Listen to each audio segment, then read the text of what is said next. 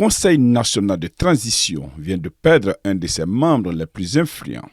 Son premier vice-président, Assarid Ag Mbakawan, est décédé le samedi 25 mai 2024 en Tunisie où il avait été évacué il y a environ 3 semaines. C'est une figure discrète mais importante de la politique malienne, notamment au sein de l'ADEMA, qui vient de s'éteindre.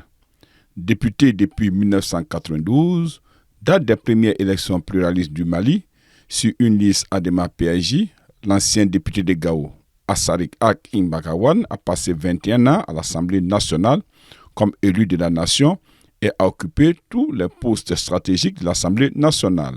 Spécialiste des questions Afrique, Caraïbes et de l'Union européenne, Assarid Ag Mbakawan était considéré comme un homme de paix et de dialogue à la recherche du juste milieu. Durant sa brillante carrière, il a occupé plusieurs postes de responsabilité au sein de l'administration publique, notamment conseiller spécial du Premier ministre Aboulaye Idrissa Maïga en 2017. Homme d'expérience sur les questions du Nord, Assarid jouit d'une grande expérience politique qu'il avait mise au service de la diplomatie parlementaire et de la gestion efficiente de l'hémicycle. Très fort en matière de diplomatie parlementaire, Assarid Ag Mbakawan s'était engagé à la faveur de la crise dans le Nord pour porter de par le monde la contradiction aux arguments du MNLA. Il n'y a jamais eu vraiment une volonté politique et des actes qui prouvent cette volonté politique au Mali.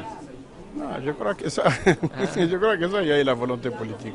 Je pense que nous avons signé des accords, nous avons signé le pacte national, nous avons intégré 3000 jeunes Touaregs, il y a des colonels-majors, il y a des officiers Touaregs qui sont très nombreux. Nous avons essayé de développer la partie nord du Mali, essayer de corriger un peu le déséquilibre. Aujourd'hui, on voulait carrément faire en sorte que tout le nord du Mali soit relié au sud par le goudron.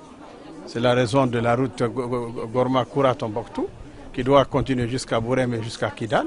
Donc on a essayé de faire quelque chose dans le nord. L'ex-député de Gao a également investi des plateaux de télévision étrangères pour rétablir la vérité et montrer que la rébellion de l'ADRA des Ifogas n'avait aucun fondement, ni politique, ni social, encore moins culturel.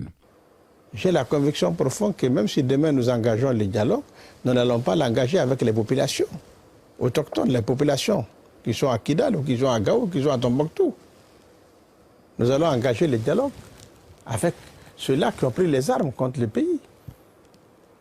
Oui, je persiste à croire qu'il faut parler avec les deux. Voilà. Non, pas avec eux deux, parce que les autres ne sont pas d'abord concernés. Assarid Ag Mbakawan, qui a cheminé avec plusieurs présidents, notamment Alpha Ouma Konaré, Amadou Toumani Touré ou encore Ibrahim Boubacar Keïta, sera enterré demain mardi après des cérémonies officielles d'obsèques qui auront lieu au stade du 26 mars.